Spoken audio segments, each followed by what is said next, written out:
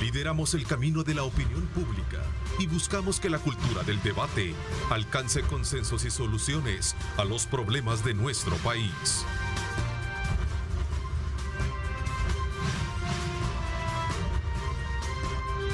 Diálogo con Ernesto López. Son las 6 de la mañana con 31 minutos, 32 ya cambia nuestro reloj. Gracias, buenos días, bienvenidos, ¿cómo están? Qué gusto saludarles a ustedes.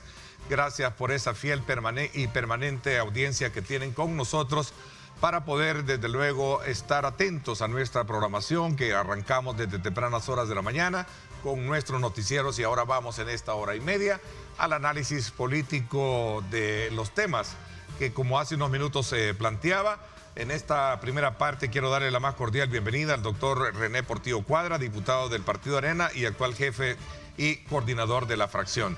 Gracias por acompañarnos. Muchas gracias, Ernesto. Buenos días. Gracias al Grupo Megavisión por la invitación. Buenos días al pueblo salvadoreño. Bueno, es interesante también, como siempre, invitarles a ustedes a que participen, @diálogo21, nuestra cuenta en Twitter, @Neto López Radio, para que también podamos sumar con los comentarios y darnos, desde luego, el espacio para poder generar el debate en las redes sociales. También tenemos nuestra señal colocada en nuestras redes sociales para transmitir esto a todo el mundo.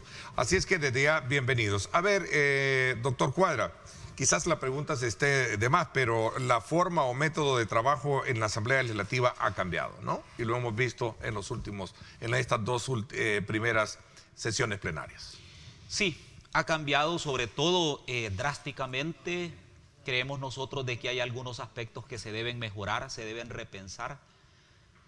Solo una pieza de correspondencia, en 2 plenarias, ha pasado a estudio de la comisión. Todo lo demás que se ha aprobado con dispensa de trámite, sin ningún tipo de discusión, coartando la libertad de debate de los grupos parlamentarios, excepto el grupo de ellos. Y eso lo que ha provocado o está provocando es una dinámica en la Asamblea Legislativa de carácter autoritario. Cuando uno ve los parlamentos en el mundo, se da cuenta que donde es más característico es en el Parlamento venezolano, donde Diosdado Cabello impone y él decide a quién le da la palabra y a quién no.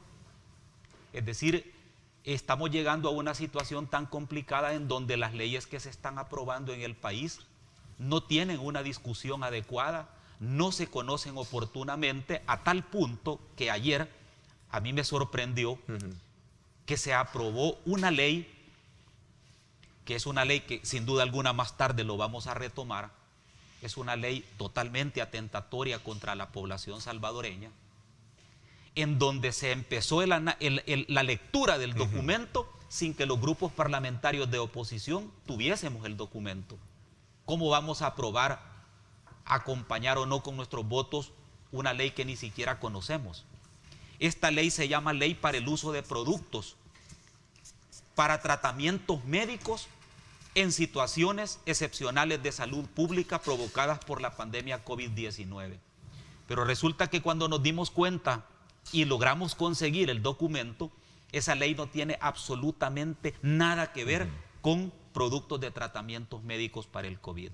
Esa ley lo único que tiene es un artículo 4 que le da inmunidad e impunidad a todos los funcionarios públicos vinculados a las compras pasadas de equipos médicos e insumos médicos, y también le da inmunidad e impunidad a todo el sector médico para que no responda ni penalmente, ni civilmente, ni administrativamente, ni de ninguna manera por el mal manejo de la pandemia.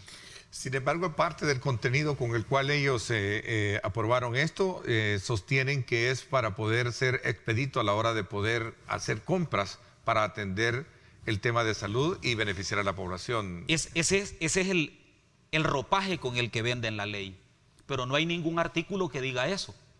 Por el contrario, hay otro artículo que dice que ellos no responden por ninguna situación comercial, contractual o extracontractual que se haya ocasionado en la pandemia.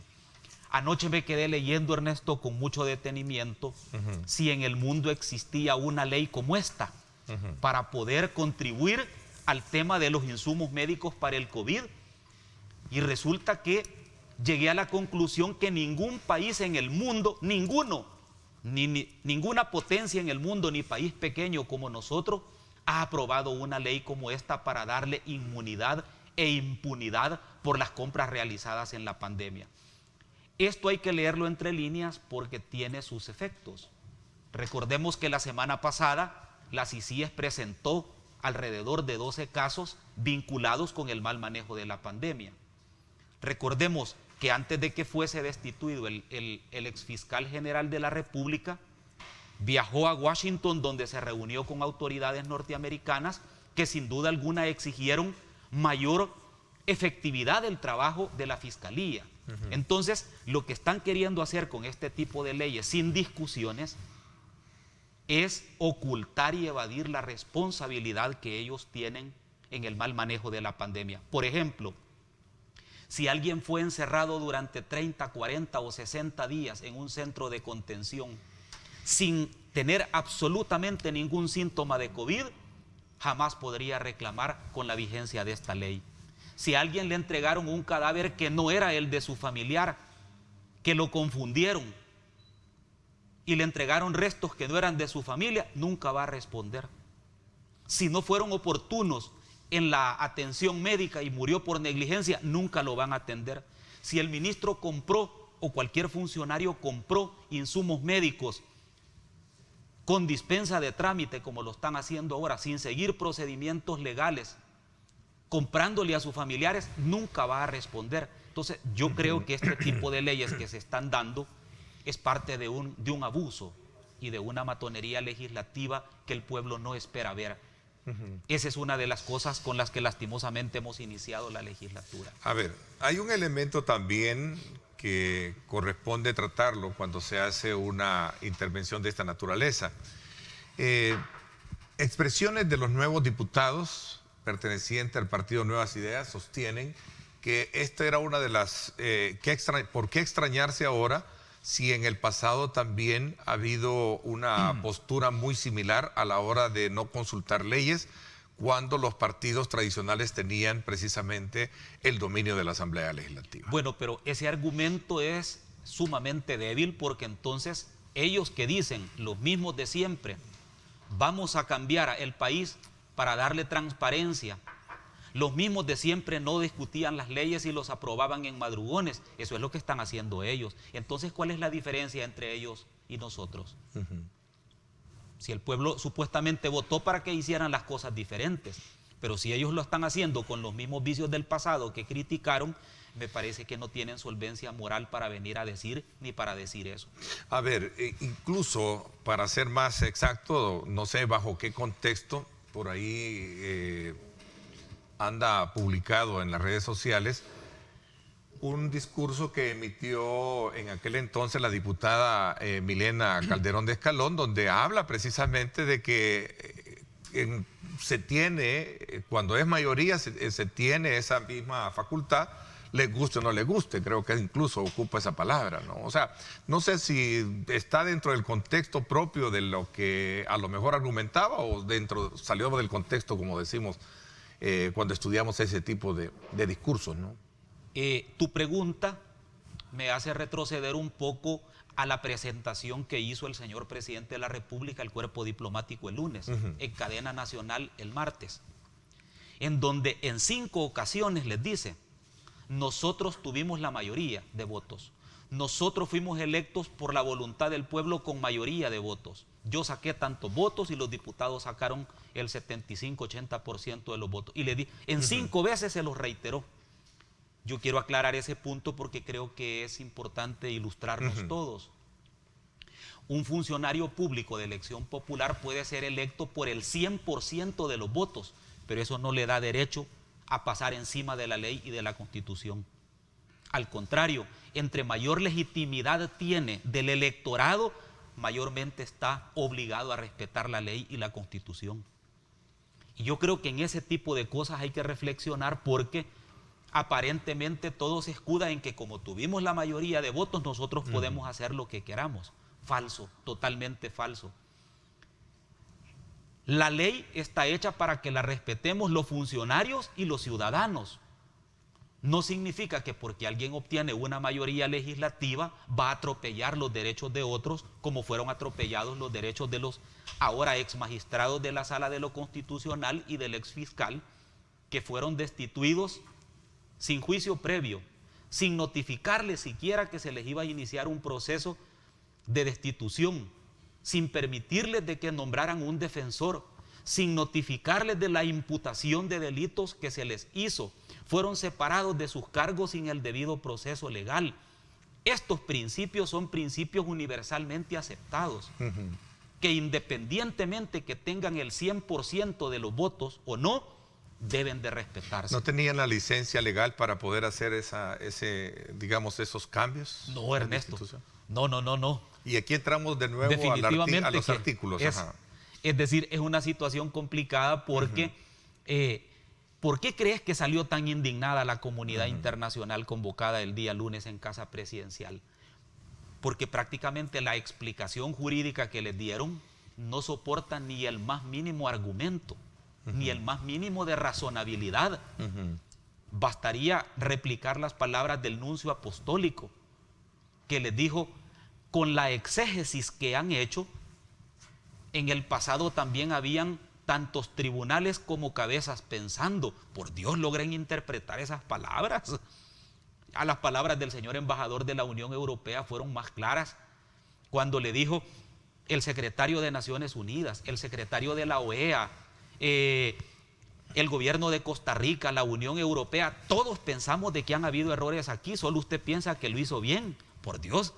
Es decir, ese tipo de argumentaciones que se les dio era casi ningunearlos, casi insultarlos.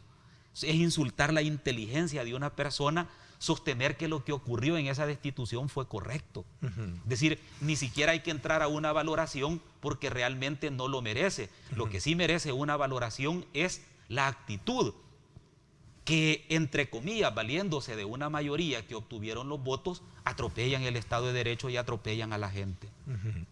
Eso yo creo que realmente debe de cambiar en nuestro país. Sigo pensando que todavía podemos restablecer el orden constitucional quebrantado. Sigo pensando que la población salvadoreña espera mucho más de esto. La población salvadoreña quiere vernos trabajando, pero solucionando sus problemas, no invadiendo los derechos de otras personas. ¿Qué espacios de diálogo y participación está teniendo los partidos políticos y la fracción de Arena, considerando de que se presenta como la segunda, digamos, fuerza política con 14 diputados en la Asamblea?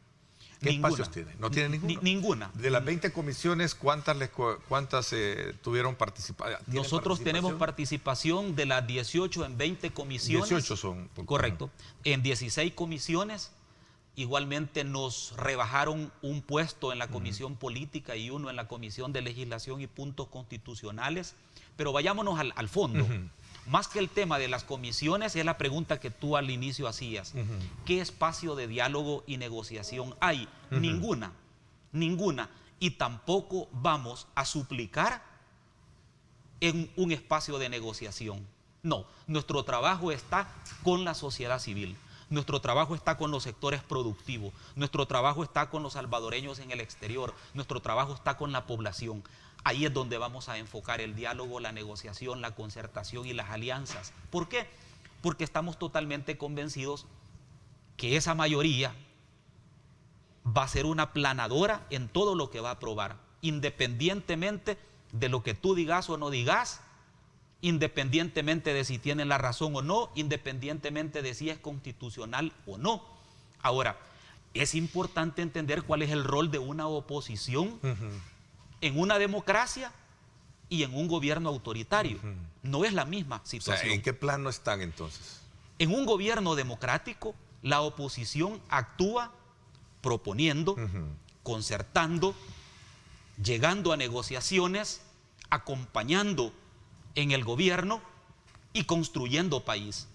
¿Por qué? Porque en las democracias las minorías tienen un derecho ganado. se escuchan, proponen y dialogan. En un gobierno autoritario, el rol de la oposición es tener capacidad propositiva para presentar leyes que representen los intereses de las mayorías y solucionen los problemas de las mayorías, mantener siempre la contraloría política de ese gobierno autoritario, y lo tercero, que es algo bien importante que no lo hemos tenido y lo estamos construyendo, capacidad de autocrítica. La capacidad de autocrítica significa que la oposición no le puede reclamar por actos de corrupción al gobierno si la oposición está en el mismo plano. Y ahí es donde la población empieza a ver la diferencia. Nosotros no podemos asumir que todo lo que hagamos puede ser correcto si no tenemos la capacidad de decir nos equivocamos y vamos a enmendar. Eso es autocrítica. Y eso hay que hacerlo por el bien del país y la construcción de la democracia. ¿Por qué? Porque llegar a un plano de hacer una presentación ante la comunidad internacional diciendo una cantidad de mentiras jurídicas, tratando de ignorantes a los que estaban sentados ahí, eso significa mentirle a la comunidad internacional, creer que los van a convencer cuando en realidad pudieron hacer un análisis de autocrítica y decir nos equivocamos, disculpen, vamos a enmendar. Esa capacidad el pueblo la espera. Solo cito un ejemplo, la señora Merkel, la máxima exponente de la política alemana allá en Europa. Hace alrededor de 20 días dio una declaración de que iban a encerrar nuevamente a los alemanes por el tema del COVID. 3 días después le presentaron estudios, balances, situaciones económicas, datos de salud y salió diciendo y dijo, disculpen, me equivoqué, voy a enmendar, no vamos nuevamente a encerrar a los alemanes, vamos a tomar medidas preventivas, esto, lo uno, lo otro. Eso es de altura política. Eso es lo que nosotros no tenemos, porque aquí en nuestro país, ahí nos incluimos todos los políticos de todos los partidos, solo sabios sabemos, porque todos tenemos la razón, nunca nos equivocamos, no tenemos la capacidad de enmendar nuestros actos. Esa reflexión que estoy haciendo, nosotros en Arena como fracción la estamos construyendo, la capacidad de autocrítica de decirle al pueblo, nos equivocamos en esto, pero el gobierno también tiene que asumir su parte. René, comencé el programa diciendo de que el método, la forma, todo ha cambiado con este nuevo escenario en la Asamblea Legislativa, en donde hay un predominio de lo que sería el Partido Nuevas Ideas. Y uno de los también discursos que recojo a la hora de hacer una valoración sobre las enmiendas que se han aprobado de manera inmediata y, como tú decías, sin tener la discusión del Pleno, sin ser llevados a la comisión, sin dictámenes y sin haber sido discutidos en la comisión como en el pasado se ha hecho, decían muchos de ellos que el pueblo nos ha mandado a legislar. Por eso es que se están aprobando de manera inmediata. Un ejemplo es lo que venía durmiendo el sueño de los justos. Ahora, a partir de la resolución emitida por la Sala de lo Constitucional, esta nueva que ha sido electa, en el tema del voto en el exterior, por ejemplo. Y ayer inmediatamente se dan todas las directrices para que esto comience ya a darle el camino. Y, por supuesto, que los salvadoreños que están en el extranjero puedan votar. Esto estaba ahí estancado. Entonces, uno se pregunta, bueno, y entonces, ¿de qué estamos hablando? Quisiera hacerte una aclaración. Sí. La ley del voto en el exterior no entró en vigencia para estas elecciones porque el presidente lo vetó. El presidente vetó la ley. Quien la engavetó, la guardó y no permitió el voto en el exterior fue el veto del presidente a la ley. Que lo mandó a la sala. No, lo vetó y dijo, no, yo no estoy de acuerdo con esto. Por el tema de la terminación de la legislatura, nosotros ya no sobrepasamos el veto porque ya no había posibilidad de implementarlo a escasos 4 o 5 días de las elecciones. Pero quien vetó la ley del voto en el exterior fue el presidente de la República. Primero. Segundo, fíjate que ayer se dio un fenómeno de que se suspendió la plenaria por 30 minutos, como a eso de las 4:30 de la tarde. ¿Por qué crees que se suspendió la plenaria 30 minutos? para darle espacio que terminara la resolución, la sala de lo constitucional del gobierno, que terminara la resolución del voto en el exterior y la mandara a la Asamblea Legislativa, dándole chance que la terminaran de redactar hacia la carrerita. Por cierto, tiene algunos errores de ortografía bastante imperdonables. O sea, quizás era la prisa que tenían de sacar la resolución. Pero en todo caso, lo que te quiero decir es que con eso terminó la plenaria, con la notificación de la Sala de lo Constitucional. ¿Por qué crees que escogieron ese tema? Lo escogieron porque le están mandando un mensaje a los salvadoreños en el exterior que no se preocupen, los están sobando. Miren, si les quitan el TPS, si ya no permiten mandar remesas por el golpe de Estado, no se preocupen, van a poder votar y les vamos a dar el voto en el exterior. Por eso lo hicieron, para tratar de establecer una noticia de contrapeso. ¿Tú crees que la prioridad en este momento de la nueva Sala de lo Constitucional era el voto en el exterior cuando hay cientos de amparos, de habeas corpus, de inconstitucionalidades, en donde la gente le está pidiendo, enfermos que le están pidiendo que los hospitales les den medicamentos y se van a amparar? ¿Por qué esos no los resolvieron? Porque no es prioridad para ellos. Para ellos el tema es político. Pero es un elemento bueno que en el fondo venía discutiéndose desde hace muchos años. Es que el tema no es si es bueno o no. Por supuesto que es bueno. No, el tema de fondo es si es oportuno o no. Porque el tema de la oportunidad tiene que ver con la prioridad. La prioridad de la sala, de la nueva sala del partido de gobierno, es resolver el tema de contrapeso político y de mensaje político al exterior.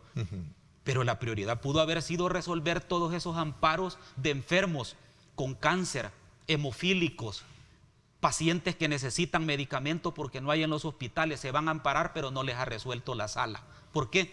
Porque la prioridad de ellos no es esa.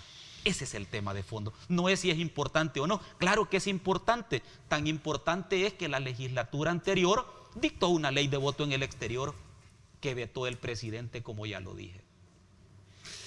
¿Cuáles entonces los espacios que van a tener ustedes para poder en las comisiones de las 18, 16 me dices que tienen representación? Correcto. Para poder de alguna manera establecer parámetros de, digamos, de discusión a la hora de poder darle consistencia o un giro a cualquier tipo de reforma, decreto o ley que se quiera aprobar? No, nosotros no tenemos los votos para aprobar ni para desaprobar. A ver, pero para discutirlo en la comisión sí. Para discutirlo en la comisión sí, y nuestra posición siempre va a ser acompañar todas aquellas propuestas que presente el mismo gobierno, que presente el mismo partido oficial, o que presentemos como partido Arena y fracción, o que presente otro grupo parlamentario que vaya en beneficio de la población. Los votos de Arena en eso siempre van a estar listos. Ayer, como ayer, por ejemplo. Sí, que el FMLN, por cierto, dio los votos en el tema de la reforma a la ley de la imprenta. Correcto. Y estuvo a la par del grupo. Nosotros, por ejemplo, dimos los votos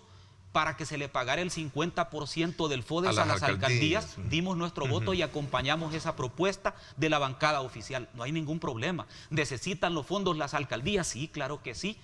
Aunque mayoritariamente no sean de nuestro partido, pero la gente necesita ese dinero para obras, para que paguen la energía, para que paguen salarios, para que recojan la basura, etcétera.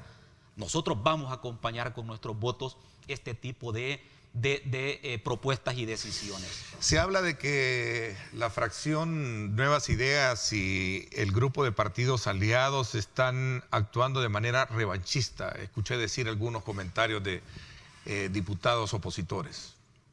Sí, lo que pasa es que, mira, este escenario ya lo vivimos. Los que somos un poquito mayores de 45 años y llegamos a los 50, ya nos acordamos de eso.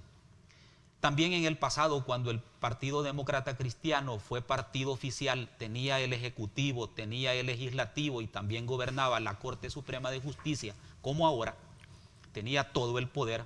Lo que ocurrió en aquel momento es que se endiosaron con el poder.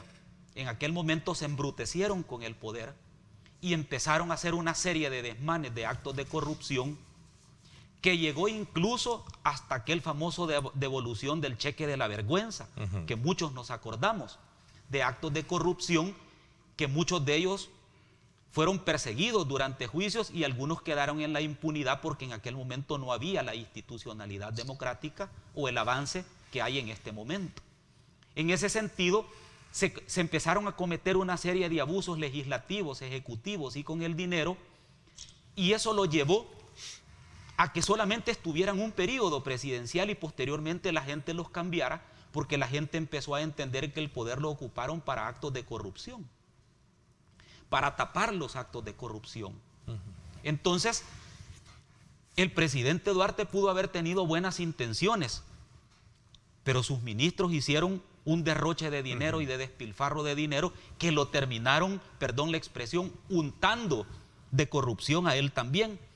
Entonces, yo creo que en este tema nosotros, como ese escenario ya lo vivimos, esa parte de la mayoría legislativa, a nosotros no nos asusta la mayoría legislativa.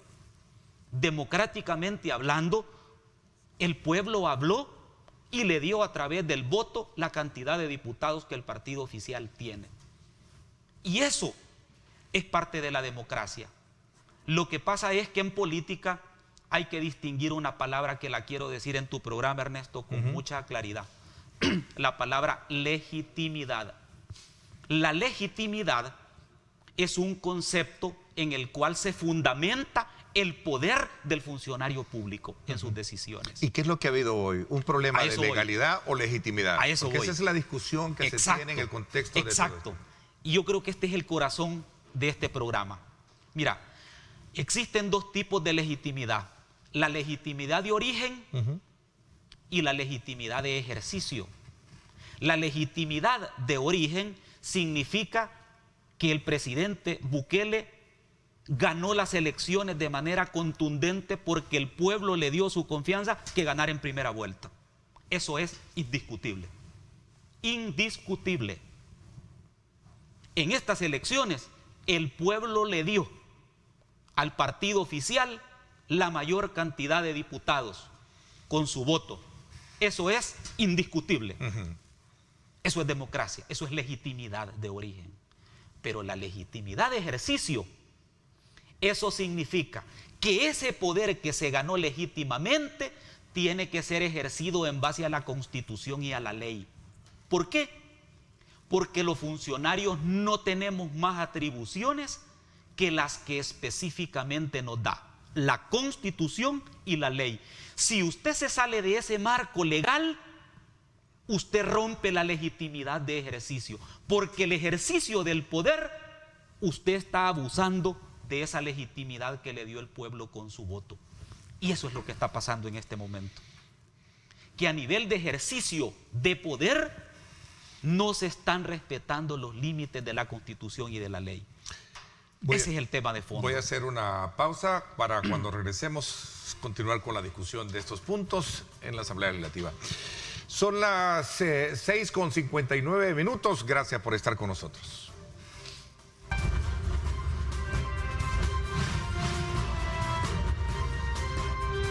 Diálogo con Ernesto López. Estás viendo Diálogo con Ernesto López.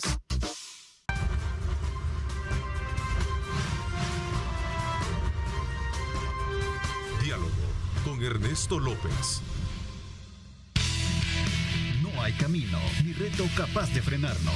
Econoparts, siempre las mejores marcas. Econoparts presenta. Recuerde usted que para un camino seguro usted necesita los mejores repuestos. Econoparts, nuestras marcas son la mejor garantía. Y gracias a Econoparts nos vamos hasta el sector de Los Chorros para que usted conozca cómo está el tráfico vehicular por esta importante arteria de ingreso y salida de Santa Tecla.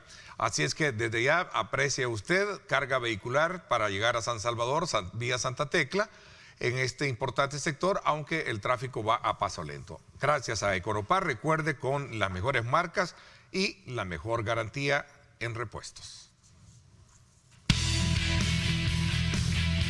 Nuestras marcas son la mejor garantía. Econoparts, siempre las mejores marcas. Presentó. Gracias nuevamente por estar con nosotros. Continuamos en esta primera parte del programa conversando con el jefe de fracción del Partido Arena, el doctor René Portillo Cuadra. Y estamos hablando precisamente sobre un balance de las primeras dos sesiones plenarias en las cuales Desde luego se han generado mucha discusión en torno a los métodos, las formas y sobre todo también las, digamos, destituciones que se han tenido de funcionarios. ¿Cómo queda, René, el tema de todas aquellas iniciativas que tenían las comisiones en el periodo anterior? Y hago esta pregunta porque recogiendo de nuevo el espíritu con el cual se supone ha llegado esta nueva Asamblea Legislativa, es darle visto bueno a todo lo que en el fondo estaba atrasado y por supuesto que no estaba beneficiando a los salvadoreños. Prueba de ellos es el tema del voto en el exterior. ¿Cómo quedan esas iniciativas o qué se puede esperar? Bueno, el trabajo de la Asamblea Legislativa como institución es continua. Puede venir una nueva legislatura, pero el trabajo es continuo. ¿A qué me refiero?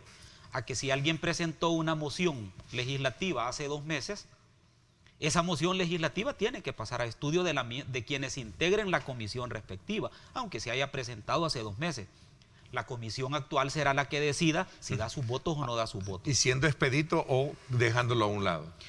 Porque hay varios, ¿no? La palabra expedito debo de entenderla como rápida, inmediata. Como rápida, ¿sí? Sin obviar los procedimientos legales, ¿verdad? Bueno, eso ya es decir, esa es parte de la discusión que claro, se tiene. Precisamente, es decir, podemos aprobar algo inmediatamente, lo podemos aprobar con dispensa de trámite como la característica de las 2 últimas plenarias, sin discusión, sin dictamen, sin consenso. Y hablamos de aprobar como de desaprobar. O de desaprobar. O de aprobar con un estudio de la comisión, con participación de la sociedad civil, que por cierto, tu pregunta es muy importante para aclarar lo siguiente. Esta ley que se llama Ley para Productos de Tratamientos Médicos por el COVID, aprobada ayer, no fue consultada al Colegio Médico. No fue consultada con los sindicatos de médicos. No fue consultada con expertos científicos médicos. No fue consultada con el gremio de las enfermeras. No fue consultada con nadie. Entonces, eso significa de que la ley va a ser aprobada sin la participación ciudadana. Esa es una de las cosas que hay que preguntarse, porque si no va a ser así y todo en estos 3 años va a ser aprobado de manera expresa sin consultar a nadie, esto significa que entonces regresamos a los años 20. A los años 20, allá donde se originó la dictadura de Martínez, donde una sola persona gobernaba y todo el mundo bailaba al aplauso del presidente. Regresamos a esos años 20 que creíamos haber vencido y regresamos a un estadio en el cual la ciudadanía no tenía participación. Me preocupa esto porque el presidente Nayib Bukele es un presidente carismático, es un hombre hábil, es una persona no solamente joven, sino una persona con capacidad para poder liderar proyectos de nación. Pero ese liderazgo tiene que ponerlo en función de lo que la sociedad espera de él, de su liderazgo. Y en el caso, por ejemplo, de la Asamblea Legislativa, a mí no me cabe ni la menor duda que el presidente actual de la Asamblea Legislativa y su bancada, si obtuvieron el voto popular es porque tienen un capital político ganado. Pero ese capital político tienen que ponerlo en función de la gente que con esperanza votó por ellos, decidió darles mayoría. Y ahí es donde nosotros no logramos ver cómo es de que se están tomando decisiones autoritarias sin necesidad. Y voy a poner 2 ejemplos. Y perdón que lo diga en tu programa, pero debo de decirlo. Por favor. Por transparencia, sinceramente, era necesario destituir a la Sala de lo Constitucional de manera express cuando en 4 o 5 meses iban a tener la renovación de 1/3 casi inmediato de toda la Corte y pudiesen haber puesto personas vinculadas a ellas. Al menos le hubieran dado el ropaje de legal. Era necesario hacer esto si en 7 meses iban a tener un nuevo fiscal y lo pudieron haber tenido bajo la vía legal. Podían necesariamente aprobar una ley express como la que aprobaron anoche, cuando tienen todas las herramientas para la compra directa ya en la legislación actual. Es decir, cuando uno se pregunta realmente todo esto, se da cuenta que hay movimientos políticos innecesarios que pudieron ser mejor pensados, como por ejemplo el caso de la anulación de la oposición. Nosotros, matemáticamente hablando, somos 20 diputados de oposición. Nuestro Tiempo, Vamos, sí, Arena, FMLN, porque los demás acompañan, digamos, al partido oficial. Tanto en una dictadura como en una democracia, pero aquí viene la inteligencia política, se necesita a la oposición, porque si tú no tenés oposición, sos incapaz como régimen de validar las decisiones que tomás. Y esto no tiene que ver con votos, tiene que ver con posición política. Fíjate bien lo que te estoy diciendo. Tanto en un régimen democrático como en un régimen autoritario, vos necesitas de la oposición. Porque la única que te valida tu actuación, buena o mala, es la oposición. Claro. Y te voy a poner un ejemplo bien claro. Aquí hay elementos importantes para la discusión. Nosotros cuestionamos, fíjate bien, la elección de los magistrados de la sala, de los nuevos, del nuevo fiscal, la destitución de la sala de lo constitucional. Pero fíjate bien, pero no cuestionamos la instalación de la Asamblea Legislativa. ¿Sabes por qué? Porque la oposición votó. La oposición estuvo presente. Vos no puedes decir que esa instalación es nula o es falsa. Me refiero a la instalación. Sí. No me refiero a las decisiones, porque vos con tu voto lo legitimás, aunque tuvieras 20 votos contra 64. ¿Qué es lo que quiero decir con esto? Que si el partido oficial es un poquito inteligente, lo que va a hacer no es anular a la oposición, es darle espacio a la oposición en el marco de lo que sus votos le permitieron obtener. En el fondo, con el ejemplo de las destituciones que se hicieron, bueno, el término que se está ocupando no es destitución, sino que es una especie de, recuerdo como, no sé si es, estaban hablando de nuevos nombramientos, creo que por ahí andaba, y lo escuchábamos con ciertos diputados. En el fondo es que estaba en tela de juicio, por ejemplo, personas, como el caso del fiscal, no estoy pretendiendo hacer leña del árbol caído, que tenía una identificación partidaria con Arena evidente, ¿verdad? Entonces no se podía tener a un, decían, a un fiscal con esas características. A magistrados de la Sala de lo Constitucional que también tenían y corrían por el mismo camino. ¿Cómo se puede expresar entonces eso? ¿Qué interpretación tiene? Te voy a contar una cosa que no la sabes y el pueblo salvadoreño no la sabe. Pero lo voy a compartir solo para que contrapongas las dos ideas. Pero ¿qué es lo que no sé? Vamos a ver. Fíjate que durante la pandemia, que negociamos bastante con el gobierno, llegamos hasta 4 o 5 de la mañana, sostuvimos alrededor de unas 17 a 20 reuniones, pero reuniones maratónicas. ¿Quién crees que era el asesor del gobierno? ¿Quién crees que era el asesor que llegaba por parte de Casa Presidencial a esas negociaciones a representar al gobierno? Uno de los magistrados electos de la Sala de lo Constitucional. Entonces, quiere decir que entonces el fiscal anterior era malo porque, entre comillas, estaba identificado con un partido. Pero este funcionario que está identificado con el partido de gobierno es bueno. Esa es la conclusión a la cual debemos de llegar. Yo creo que no. ¿Sí? Segundo punto. Hablaban de sustitución, perdón, el lapsus que tenía, el tema de la sustitución, y el otro elemento era temporal, en términos de ser temporal.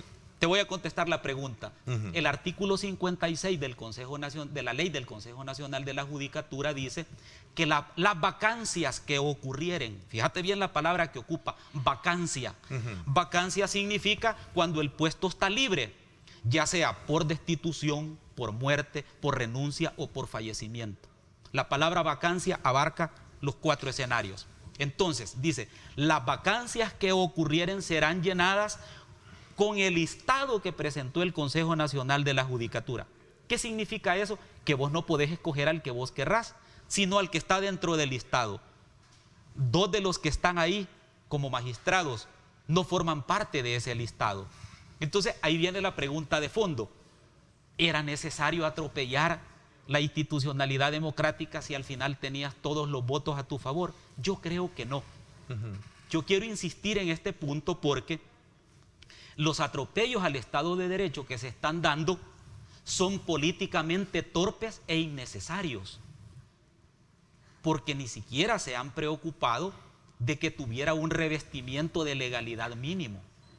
Fíjate que cuando tu vecino, te voy a contar esto, disculpa, en un par de segundos, cuando tu vecino le molesta el árbol que está en el patio de tu casa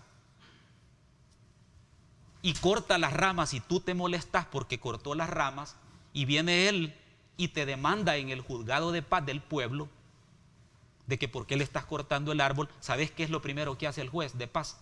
El juez de paz de Anamoró, de Poloró, de Ocicala, de Guaymango, de donde sea. Es un buen ejercicio jurídico el que me están planteando. ¿Sabes qué hace el juez? Te notifica y te dice: mire, licenciado, fíjese que usted está siendo demandado por su vecino porque le cortó las ramas del árbol. Fíjate bien. Debido proceso, ¿no? Debido proceso. Y resulta que para quitar a un magistrado ni siquiera le notifican.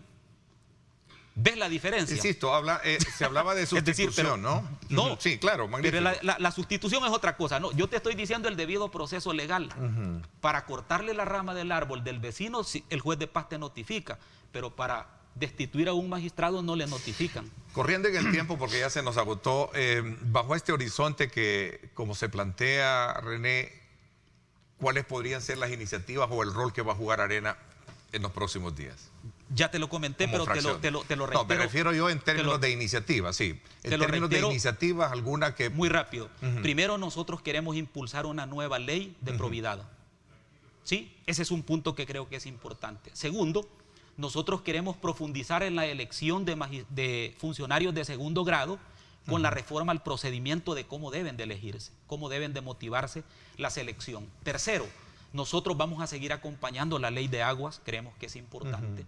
Cuarto, nosotros necesitamos una ley que promueva la inversión para llevar el empleo a los municipios, porque toda la poca inversión que viene, o la local, se concentra en el área metropolitana de San Salvador, y necesitamos de que haya polos de desarrollo, de que las empresas también estén en el área rural para poder descentralizar la productividad del país. Ahora viene mi contrapregunta, y digo contrapregunta en el sentido de, ¿y estas iniciativas por qué no se presentaron en el periodo anterior cuando tenían ustedes? Porque teníamos 34 votos, no 37, 34 votos, y se necesitan 43, y nunca recibimos ni el apoyo de Gana ni el apoyo del FMLN. Este tipo de iniciativas fueron totalmente bloqueadas. Por eso, como nunca tuvimos 43 votos, nunca logramos aprobarlas, porque el FMLN se resistía a algunas cosas, Gana no daba sus votos, nunca tuvimos la correlación. Porque pareciera ser de que hoy queremos controlar, pero antes no. El control siempre lo hemos tenido, mantenido y denunciado y pronunciado. Siempre lo hemos planteado. Lo que pasa es que en política, como decía un adagio popular, en política lo importante no es que tengas la razón, sino que te la den. Y eso es el tema de fondo. Pero como no todo es malo, yo entiendo que en esa capacidad, y con esto termino porque yo sé que ya está terminando el programa, con esa capacidad de autocrítica que la oposición debe de manejarse en lo sucesivo, y hablo de mi partido Arena y de mi fracción, nosotros no somos un bloqueo para el gobierno, ni somos una piedra de tropiezo. Nosotros vamos a acompañar las iniciativas del gobierno central y de los gobiernos locales para beneficio de nuestro país. Y quiero aprovechar que aquí en el canal está el nuevo alcalde de San Salvador, el licenciado Durán, y decirle que qué bueno que está tomando medidas con respecto a remover todos los obstáculos de la vía pública. Qué bueno, nosotros lo vemos sumamente positivo, porque ese tema le va a permitir mayor movilidad a la capital, no solo a los vehículos, sino a los transeúntes. Qué bueno de que se esté haciendo este tipo de proyectos. Hay más desafíos en la ciudad capital, que son los puntos que vamos a conversar con él en la segunda parte. Doctor Cuadra, gracias por haberme acompañado y darme, desde luego, su postura, la opinión de la fracción frente a este nuevo escenario en el cual, pues, se perfila trabajo bastante difícil, cuesta arriba, diríamos, por el hecho de no contar con los números en votos para poder viabilizar cualquier iniciativa. Gracias por haberme acompañado. Muchas gracias, Ernesto. Un fuerte abrazo a la familia salvadoreña. Gracias, nos vamos a la pausa, 7:18. Mil gracias por estar con nosotros.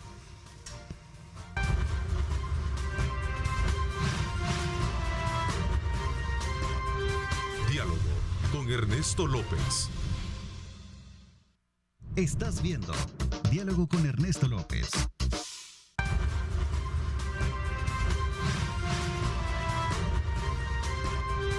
Diálogo con Ernesto López.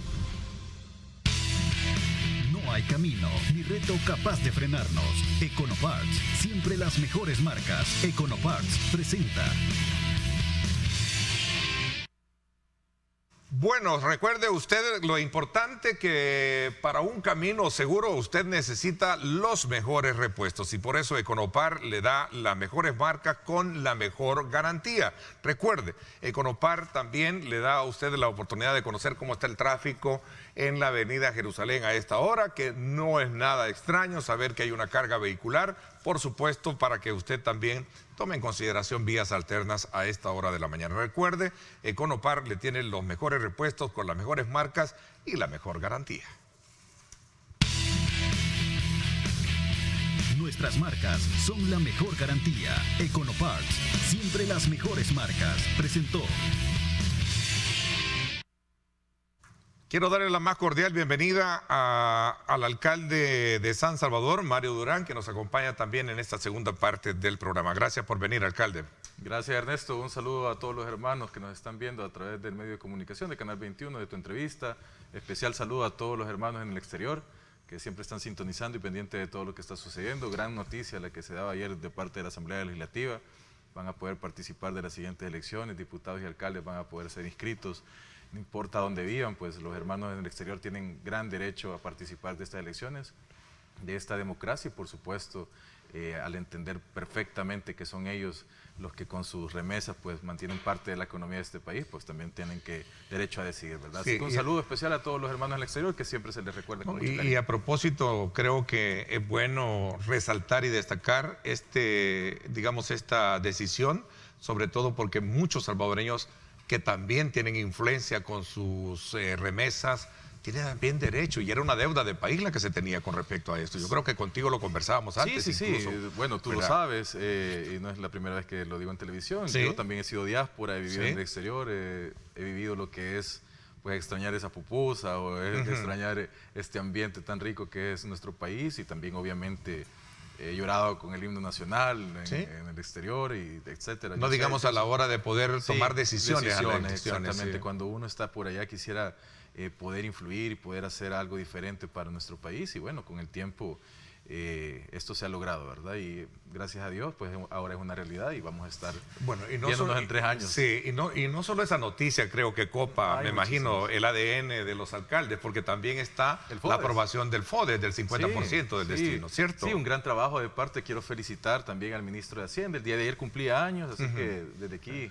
Les dio un buen regalo. Sí, entonces, en vez de que, bueno, en vez de que ustedes le dieran yo no le di regalo, pero él sí nos trajo el 50% del FODES, una gran gestión, una gran búsqueda por recursos. Recuerda que veníamos saliendo del COVID, nosotros habíamos estado pues haciendo de tripas corazón con el gobierno, buscando recursos precisamente para crear infraestructura de salud, para volver a levantar hospitales que pues estaban en la desgracia, creando el nuevo hospital El Salvador, obviamente el tema de las vacunas, también todos los recursos para tener las UCI bien hechas, es decir, o sea, un trabajo titánico, un recurso titánico, también el tema de la alimentación que no le faltó a la familia salvadoreña en tiempos de crisis. O sea, algo que no tiene pues un precedente a nivel mundial, porque fuimos punta de lanza. Es más, nuestras acciones fueron copiadas por países de primer mundo, precisamente en el tema de la pandemia, pero todo eso necesitaba recursos y obviamente lo que era el FODES pues fue utilizado para este tema, que es una pandemia mundial, pues era lógico. Y ahora, pues gracias al trabajo del ministro de Hacienda, por orden del presidente Nayib Bukele, pues van a contar con esos recursos. Llega algo de FODES 6 y días de vamos a trabajo, Mario, 6 días Sí, de son- trabajo. Ya ni los ¿Cuáles cuento, fueron? pues. ¿Sí?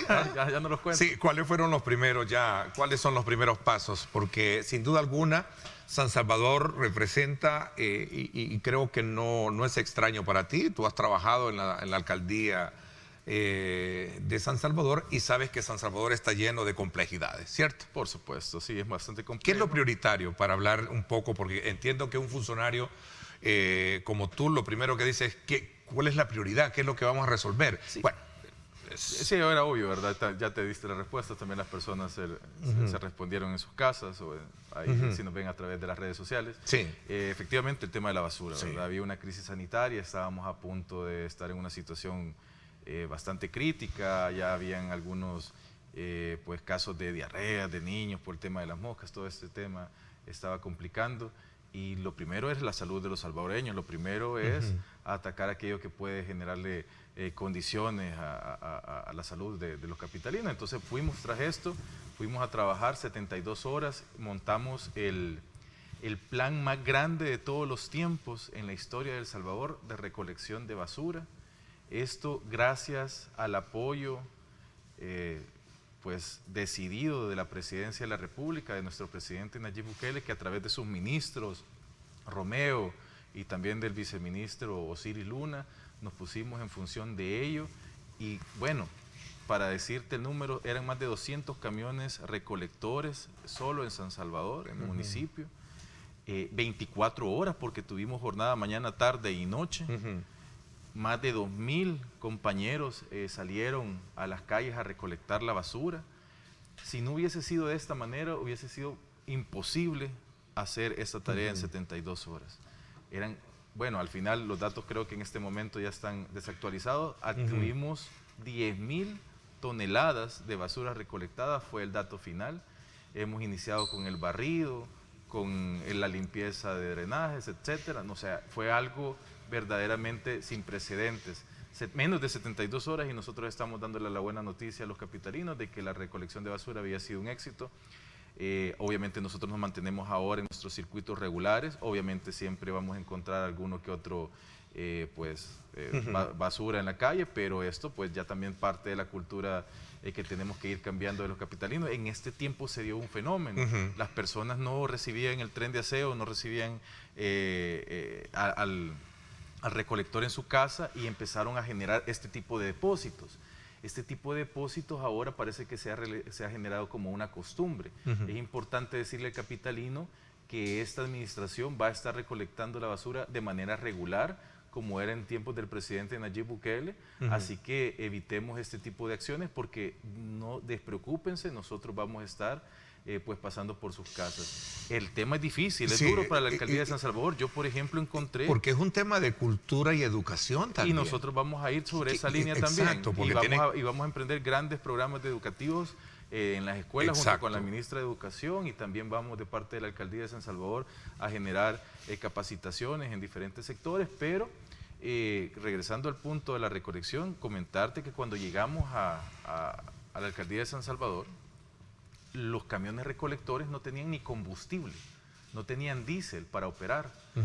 Los empleados se les adeudaban, bueno, ya históricamente, aunque en tiempos de campaña prácticamente no se negó en lo absoluto, se le adeudan prácticamente 2 años a los empleados municipales en sus cuotas. Están retenidas, no se les pagan los préstamos, no se les pagaban AFP, no se les pagaba seguro, y eso es una realidad que hay que hacer la denuncia respectiva. 9 millones de dólares son los que se le adeuda a los empleados de la alcaldía de San Salvador. Iba en segunda parte de mi pregunta. Pero yo comento ese tema por el tema también de que además que no se les había pagado todo esto, se les adeudaban los salarios del mes pasado. Es decir, yo asumo la alcaldía... Así encuentras la alcaldía. Sí, yo asumo la alcaldía el 1 de mayo sin que se le haya cancelado el mes de abril. O sea, así, esa situación. Y ellos, la administración anterior, entiende perfectamente el tema de los tiempos en los bancos, el tema de cambios de firma, el tiempo de que hay que reunirse con consejo, levantar la mano, decir quiénes van a ser los que van a dar los cheques, quiénes van a tener las firmas autorizadas. Después nosotros tenemos que redactar todos los acuerdos, el banco nos tiene que mandar los formularios, se tienen que redactar, nosotros tenemos que firmar. Y todo eso se hizo en el transcurso del día y la noche, para que nosotros pudiéramos hasta el día de ayer cancelar por completo la totalidad de los salarios del mes anterior. Y obviamente, si lo vamos a llamar así, atraso, es precisamente por el cambio de burocracia, pero hay un compromiso por parte de esta administración que eso no volverá a suceder jamás. Nosotros vamos a respetar el salario de los empleados que se encuentran en la Alcaldía de San Salvador, porque el salario es sagrado, porque es la comida de nuestros hijos, porque precisamente para eso ellos se esfuerzan. Nosotros también decirte que además que estos empleados también de desechos sólidos que están dentro de la Alcaldía de San Salvador no habían recibido su salario, aún así trabajaron 24/7. El combustible, nosotros tuvimos que ir a empresa privada a decirles, por favor, hagamos patria juntos y ayúdennos con combustible. Nosotros tuvimos que ir a la empresa donde depositamos la basura a decirle, por favor, no nos cobre esto, porque estamos en una situación bastante difícil. Nosotros tuvimos que ir, obviamente, y esa es la parte más bonita de esto, porque trabajamos en equipo al gobierno y decirle, hagamos equipo porque esta situación de salud va a ser complicada. ¿Y ese acuerdo y contrato lo vas a mantener, se va a mantener nosotros el tratamiento de la basura? Porque ese ha sido un tema polémico. Era un periodo de emergencia, era un periodo, una situación. Nosotros tenemos que responder económicamente a todas las empresas a las que se le debe, micro, pequeños, medianos empresarios. Yo hice un recorrido por la Alcaldía de San Salvador en un lapso de 1 minuto, de verdad 1 minuto, vi a una madre de familia, bueno, no era una madre, era la abuela, porque la hija venía a la par, la abuela venía cargando a su nieto, y me comentaba de la deuda que se tenía en alimentos, en cosas sencillas, pero que era un monto representativo para ella, un poco más de $2,000, que se le había deudado, que ella de buena fe había trabajado, y se le deudaba por más de 8 meses. Y bueno, nosotros digo, porque yo asumo la calidad de nosotros, que tú te vas a responsabilizar de pagarle a todos los proveedores que en su momento era una situación, sí, y vamos a ver, vamos a hacer tripas corazón, pero hay que hacerlo, porque nosotros vamos a tener como administración que cargar con la ineficiencia, con la incapacidad, con la ineptitud del antecesor, es decir, de Ernesto, que eso es lo que él fue, y tenemos que sacar adelante San Salvador en los próximos 3 años, lanzar los proyectos, impulsar cada una de las acciones, pero no cabe duda que la situación es complicada, porque el día sábado nosotros aprobamos un préstamo de 9 millones para responder a los empleados municipales, que pudieran ser cualquiera de las personas que nos están viendo y que obviamente trabajan, que ellos quisieran, si fuese su caso, que le respondiera las personas que son las responsables de ello. Pero estos 9 millones pudieron ser utilizados en obras, en proyectos, en inversión social, en trabajo en las comunidades, en las colonias, en las residencias, pero no. Como el otro no pudo responder, y nosotros teníamos que responder, porque además es de ley, porque quien no responde y quien retiene cuotas de manera ilegal, la prisión es de 4 a 8 años, ¿verdad? Eso lo tenemos que tener claro. Entonces, ahora nosotros tuvimos que sacar el rostro por la Alcaldía de San Salvador y una deuda que no fue bien administrada, que a nosotros no nos va a suceder porque tenemos la capacidad y la fuerza para realizar este trabajo, tuvimos que responder por ello. ¿Me quieres decir entonces, alcalde, que la alcaldía la recibe con deuda y un estado financiero bastante endeble? Prácticamente quebrada. ¿Quebrada? Prácticamente. Digo esto porque usted menciona a Ernesto Mason y él dice todo lo contrario, que deja una alcaldía con saldo. Pero yo te invito a ti y a cada uno de los capitalinos a que vayan a ver los números, y nosotros los tenemos aquí, por Dios, y los números son rojos, o sea, y este solo es una de las hojas que nosotros tenemos para poder decir todo lo que debemos. O sea, yo te puedo ir explicando, este es 24 millones, solo los 24 millones que están, bueno, porque aquí hay más hojas. Sí. Los 24.778.000 dólares que están en esto solo se deuda de proveedores, pero micro, pequeño y mediano. No están los grandes proveedores, que suman como 20 millones más. Deuda de retenciones de cuotas de préstamos de empleados, planillas de salarios del mes de abril, retiro voluntario del 2019, es decir, personas que se retiraron en el 2019 de la administración del presidente Nayib Bukele todavía no han recibido su retiro voluntario. Planillas de indemnización, planillas de, otra vez retiro voluntario que hizo en el 2020. hasta la canasta navideña, que creo que vino a este canal a decir que la había aumentado de 40 a 75 dólares, no la ha cancelado desde diciembre, porque estaba en campaña y le dijo a los capitalinos, yo soy tan buen alcalde que voy a llevar nuestra canasta navideña de 40 a 75 dólares y no la ha pagado a ni un tan solo empleado municipal. Eso es lo que es Ernesto Mason. Después viene y la planilla de salarios dejados de percibir también, no se les pagó. Paquetes escolares, no los pagó. Maternidades y paternidades, tampoco. Compensaciones económicas por COVID-19 del diciembre del 2020, tampoco. Recibos de personas naturales, becas por notas.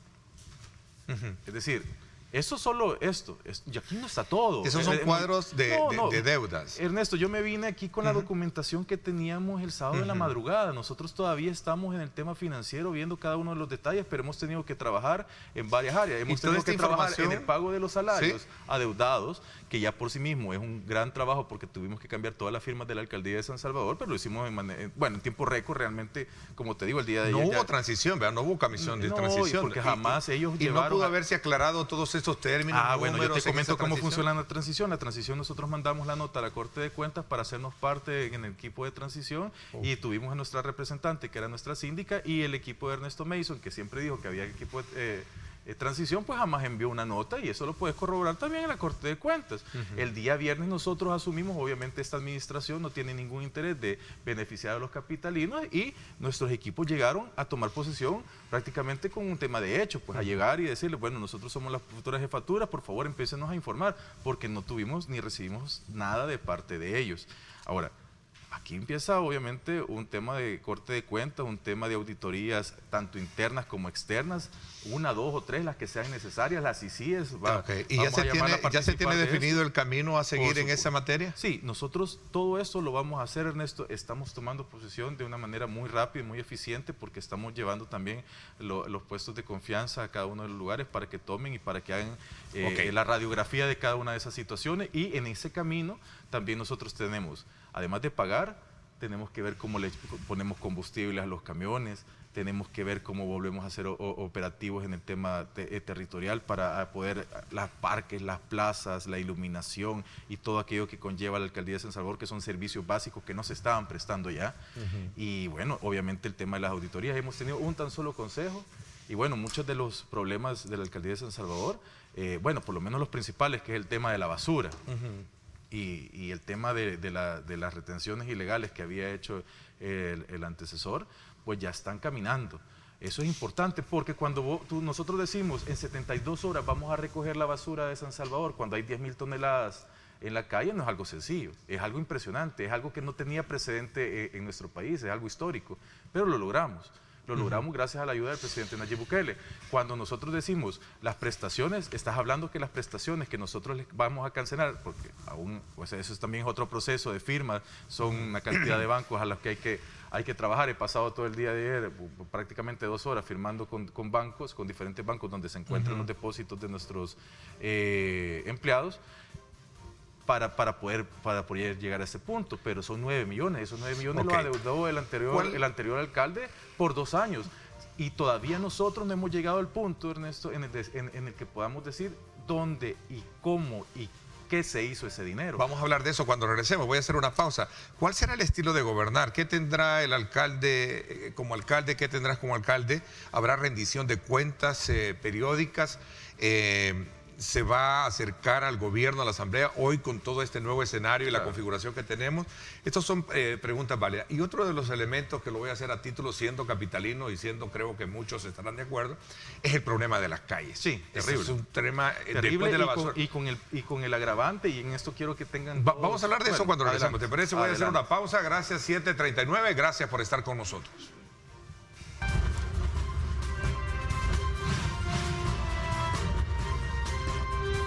Diálogo con Ernesto López.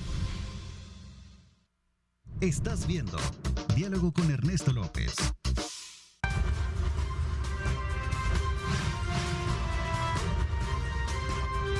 Diálogo con Ernesto López. Bueno, gracias. Continuamos conversando con el alcalde de San Salvador, Mario Durán. Mario, antes de hablar sobre cuál será el estilo de gobernar, si será un gobierno de puertas abiertas, más cercano a la gente, va a rendir cuentas, que creo que ese es el punto medular por el cual siempre se le criticó desde el discurso de ustedes a las administraciones, a la administración anterior. Antes de ese abordaje, toda alcaldía, cuando llega todo nuevo gobierno municipal, ejerce cambios dentro de las estructuras. Hemos conocido de algunos casos donde hay reclamos y denuncias de personal que no es de confianza para poder continuar en la semana. ¿Cómo queda la condición del CAN y de estas personas que aducen no tener puestos de confianza y han sido cesados de sus cargos? Hay situaciones que se han presentado que, bien dicen, no son jefaturas, puestos de confianza, como tú puedes decir. Pero un caso, por ejemplo, y mira, en su momento lo vamos a desglosar y lo vamos a comunicar uno por uno. Diputada suplente de un diputado conocido trabajando ahí, de hecho por ahí ha salido en las redes. Gente, hermanos, parientes, amigos de funcionarios del gobierno anterior, del FMLN, de Arena, pero familiares, personas que no llegaban a marcar, no gente que hacía su trabajo. ¿También Plaza Fantasmas ahí? Por supuesto, Plaza Fantasmas, una cantidad de Plaza Fantasmas muy, muy considerable. Lo voy a decir clarito, y aquí estamos frente a tu cámara y los capitalinos lo están escuchando. En el tiempo del presidente Nayib Bukele nosotros pagamos una planilla y era, bueno, vamos a decir 1.000.000 tantos miles, ustedes cualquier número, ustedes pónganse el número que quieran. Pero a partir de ese año, del 2018, que nosotros salimos de la alcaldía de San Salvador, al día de ahora, como yo recibo la alcaldía de San Salvador, hubo un incremento en la planilla de $1 millón. $1 millón. ¿Te imaginas cuántos empleados son esos? Bueno, nosotros tenemos el dato preliminar, porque todos los datos que te estoy dando, y la deuda que es también preliminar, ayer me pareció una deuda de $1 millón y tantos miles de dólares que no teníamos pero ni registrada, pues. Pero, y así, o sea, caen los paquetazos duros. Y $1 millón en planilla, más de 1.200 empleados nuevos, y nosotros de repente encontramos que llegamos a los lugares y dicen, no, si yo no lo conozco, si yo jamás he visto a esta persona, no sé, la semana pasada se presentó, por eso es que está ahí, porque no tenemos escritorio para él. O sea, esas son las realidades de la alcaldía de San Salvador. Hay casos de eso. Por supuesto, Ernesto, si nosotros podemos simplemente retomar los videos de la campaña de Ernesto Mason y ver cuando pasaban con sus camisas de San Salvador, no sé qué cosa, y todos eran empleados de la alcaldía de San Salvador, y ahí los tenemos registrados, y ahí se encuentran en los videos, y ahí aparecen con él.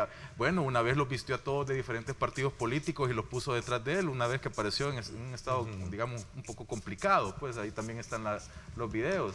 Ahí podemos revisar todo eso y aparecen los rostros de las personas que andaban haciendo campaña con él y que no se presentaban al trabajo de la comuna. Jamás han servido. Si estuviéramos con $1 millón más, mire, y hay 1.200 nuevos empleados, bueno, pero el trabajo, ¿dónde estaba? La basura estaba en las calles. Los proyectos nunca se iniciaron. Fue a rodear un montón de plazas y le puso láminas y dijo que iba a ser un hospital. ¿No te recuerdas que dijo que iba? Bueno, pues compró medicamentos vencidos, ya está registrado esa cuestión, medicamentos por vencer, y ya está registrada esa situación. Bueno, los medicamentos por vencer, y nosotros también hemos descubierto que no se puso una piedra en ese lugar. ¿No se está quitando a una persona solo por...? No, nosotros vamos a respetar, es más, respetamos tanto al trabajador, Ernesto, que el día de la toma, el día que nosotros llegamos, o sea, endeudamos una alcaldía que ya está en una situación crítica por $9 millones para responder al empleado. Con ese respeto. Para pagarle sus salarios, pero sus tenemos cuotas. las condiciones, tenemos la capacidad para llevar adelante cada una de esas acciones. Pero el trabajo consiste en depurar una alcaldía que no estaba al servicio de los capitalinos, sino que estaba al servicio de un partido político. ¿Tienes un cálculo de qué número de trabajadores están en esa condición? No lo tenemos porque todo es preliminar. Quiero que entiendas, nosotros asumimos sábado y domingo, si bien es cierto, hemos trabajado en la recolección de basura, instalamos el consejo, se tomaron decisiones, se empieza a operativizar a partir de lunes porque todos los empleados municipales nos encontramos. Es más, asumimos el día 1 de mayo y lo asumimos trabajando. Y no solo nosotros, sino que todos los equipos de desechos sólidos y también cada uno de los concejales y miembros del equipo de Cierre este trabajo. ciclo para hablar de las calles. Con el CAN, entiendo que también hay otro, digamos, otro tema ahí. Mira, con el tema de las calles, el CAN. No, del CAN. Me ¿Con el refiero tema de laboral? que se está haciendo, sí, la parte laboral. No, los compañeros del CAN pueden estar completamente tranquilos. Yo creo que lo que ahí andaba circulando era ¿cómo se dice? Una noticia. Una fake news. Sí, así es. Entonces, el trabajo sí es importante que lo realicemos en favor de la población salvadoreña, en favor de los capitalinos. Todo aquel empleado que no trabaje, que no esté dando su 100%, que no esté a disposición de los capitalinos, bueno, entonces ahí mejor hay que hacer una introspección y valorar hacia dónde quieren ir su futuro, pues, pero nosotros vamos a trabajar con las personas que quieran trabajar. Bueno, ahí vemos a todos los compañeros, amigos del CAM, están realizando su labor de recolección de obstáculos en la calle. Nosotros lanzamos el día lunes, el día martes, este proyecto. Nosotros lo que estamos haciendo con ello es liberando las calles que se estaban pues llenando de obstáculos. Es complicado. Nadie se puede abrogar el derecho de cerrar, las aceras apartar. y las calles son públicas. Las aceras y las calles son públicas. Y nosotros tenemos que ser solidarios y respetar al transeúnte, al capitalino de a pie, aquel que se tiene que bajar de una acera porque han atravesado no sé cuántas cosas. Llámese taller, llámese venta de comida. El tema de los locales, ese es un trato diferente. Nosotros estamos... No, porque hay talleres que te sacan el montón de vehículos a la calle, a la acera, perdón. Pero eso ya va con el tema, ya va con un tema contravencional. No tiene nada que ver ahorita en este momento el proyecto y el lanzamiento del CAM, pero sí con esto nosotros estamos evitando, por ejemplo, que se dan situaciones bueno, lo vivimos hace años, yo me acuerdo, matonería, de repente un vigilante que llegaba y te quería quitar que este espacio y que no es de nadie, pues. Y nosotros tenemos que empezar a generar una cultura de respeto y de solidaridad. Personas que no pueden usar las aceras porque se encuentran en estas acciones. O sea, vemos personas con discapacidad, personas con ceguera, por ejemplo, que se bajan a la calle, o personas en silla de ruedas que se exponen. Una madre de familia con sus hijos bajándose la acera, teniendo que agarrar la calle para quitarse un obstáculo de esto, porque pues no se puede permitir. Nosotros vamos a continuar haciendo estas acciones precisamente para que los capitalinos empecemos a ver una ciudad con más respeto y más solidaridad. Vámonos al bacheo, que creo que es otro de los grandes retos y desafíos que se tienen. ¿Qué plan se tiene al respecto? Otra de las grandes mentiras de la administración anterior, que también nosotros podemos, las tenemos registradas, pues, y algún día las vamos a presentar para que lo escuchen todos los capitalinos. Dijeron que tenían un plan de bacheo, que iba a dar no sé cuántas etapas, que era millonario, que estaban aquí, que están allá. No han cancelado un solo centavo de eso. Empezaron a ayudarles con el tema del bacheo. Ya no pudieron seguir la empresa porque obviamente esta administración no les pudo pagar. Con el agravante, lo decíamos antes de salir a anuncios, que estamos llegando a la época invernal. Nosotros estamos empezando a recibir lluvias y el bacheo es complicadísimo realizarlo en invierno. Y nosotros vamos a hablar con toda honestidad. Hoy por hoy hay hoyos, hay cráteres por todas partes, calles arruinadas, vehículos que se están quebrándose las tijeras, pichándose las llantas por toda esta situación que estamos viviendo en San Salvador. El día de mañana que nosotros queramos empezar, porque nosotros tenemos que licitar, tenemos que trabajar con diferentes empresas, ver las opciones y lo podemos hacer en tiempo récord, y vamos a pedir la ayuda también del Ministro de Obras Públicas y también del Fovial. Romeo nos va a echar la mano con esto seguramente. Hemos tenido algunas conversaciones al respecto al ver toda la situación que estamos viviendo, pero de parte de la Alcaldía de San Salvador tenemos que realizar todo este trabajo que no se realizó en la administración anterior. Así que son los baches que están ya y los baches que van a venir en este invierno, y cuidado, bachamos y se nos levanta con una ¿Te puede llevar en algún momento pensar que hay que reformar el tema de la... ¿Te recuerdas tú que los alcaldes, bueno, tú has trabajado mucho con las alcaldías, tienes experiencia en eso, del tema de las calles principales con las avenidas que le corresponden? En este caso, las avenidas le corresponden a la alcaldía. Las calles principales en este caso. Ese dilema, ahí hay un problema. Hay calles municipales y calles foviales. Sí, hay una situación en la que nosotros pues somos responsables como alcaldía de San Salvador o como cualquier alcaldía de cierta pues tramo, ¿verdad? Sí, claro. Y nosotros vamos a trabajar lo que nos corresponde. Las soluciones las vamos a ir creando con el gobierno central y obviamente con el ministro Romeo y bueno, y con cada uno de los... Pero hoy hay ventaja que tienen esa, digamos, sí, sincronía, esa sinergia, ese trabajo, esa amistad, ese saber lo que se necesita para sacar adelante al país, ese compromiso, Ernesto. Nosotros no venimos aquí solos, venimos acompañados de un proyecto. ¿Te sientes garantizado pertenecer, digamos, una alcaldía afín al gobierno en términos Fíjate que el tema más bien es qué capacidad tiene uno de tener trabajo y poder crear sinergia con cualquier persona. Sí.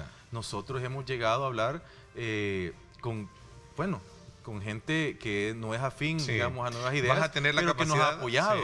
De capitalizar esa identidad con el gobierno para hacer mejor su trabajo. Nosotros no hubiéramos podido aprobar ni apoyarnos en el trabajo que estamos realizando ahora si no hubiéramos contado con 2 concejales que son adversarios políticos, si lo quieres llamar así, de partidos diferentes, que sí se sumaron, pero porque vieron el detalle, porque vieron la suma, porque vieron la transparencia, porque saben que tenemos una situación complicada en la alcaldía y que este es un trabajo. Esas son las cosas que son importantes. ¿Cómo piensas? Entonces eso se hace, eso se construye. Cuando tú tienes un alcalde como la administración anterior, que lo que era señalar, insultar, poner apodos a los ministros, o sea, esas situaciones, además de que son de un niñato, pues, o sea, de una persona que no tiene mayor madurez mental o política, también genera una ¿Cómo fricción? piensas volver solvente las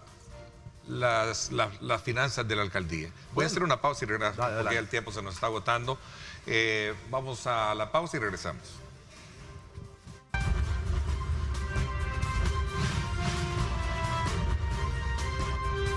Diálogo con Ernesto López. Estás viendo Diálogo con Ernesto López.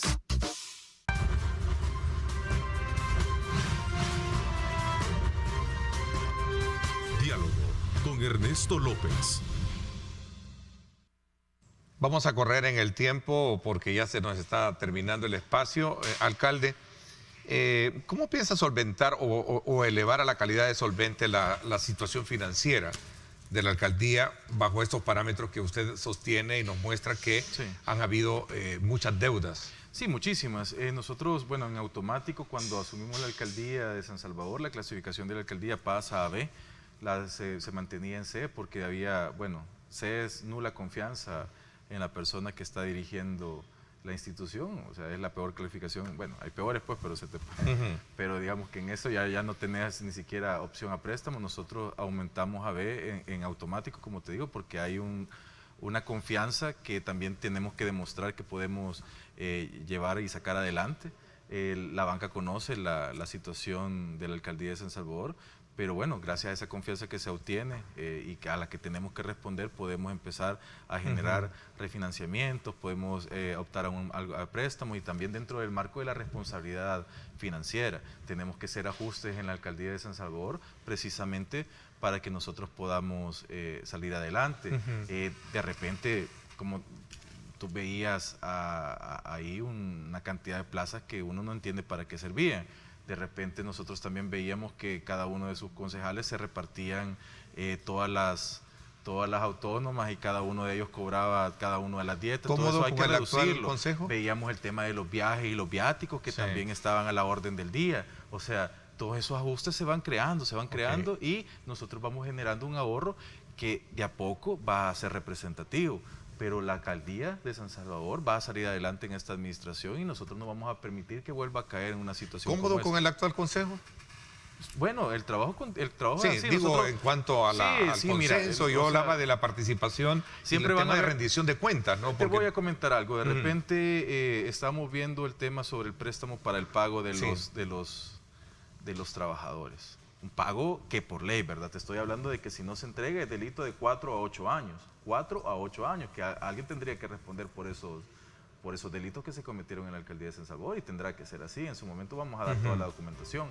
Pero cuando tú te das cuenta que en la discusión del Consejo lo que alegan la administración saliente, la representación de la administración saliente, es que no conocen las finanzas de la alcaldía de San Salvador, cuando ellos son los que la dirigían, cuando hay un par de concejales que estuvieron en la administración anterior y están diciendo, no, es que yo quisiera profundizar en el tema porque no conozco las finanzas en este momento, pero si en ese momento era hace 9 horas, tú eras la representante de esta alcaldía o tú eras el financista de esta alcaldía o tú eras el que tomaba las decisiones por esta alcaldía y hoy resulta que no conoces absolutamente nada. O sea, esos argumentos dentro de un consejo dicen, bueno, que tomen su postura, pero ya lo que uno necesita en este punto, en este momento histórico es unir esfuerzos y es un llamado también a cada uno de ellos a que trabajemos en equipo, en sinergia para poder sacar adelante la capital. Es fundamental. Que creo que es la misión a la cual todos nosotros deben tenemos que apostarle. sumarnos en ese esfuerzo. Ok, el tiempo se me fue, alcalde.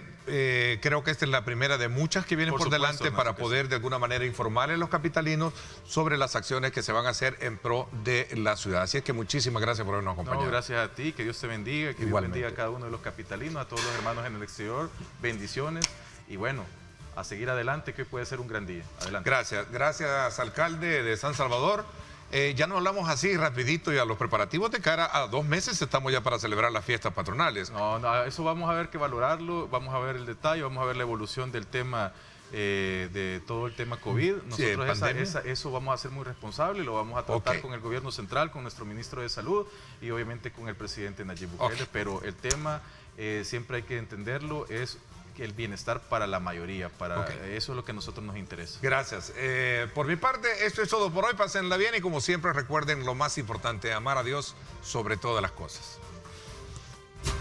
Lideramos el camino de la opinión pública y buscamos que la cultura del debate alcance consensos y soluciones a los problemas de nuestro país.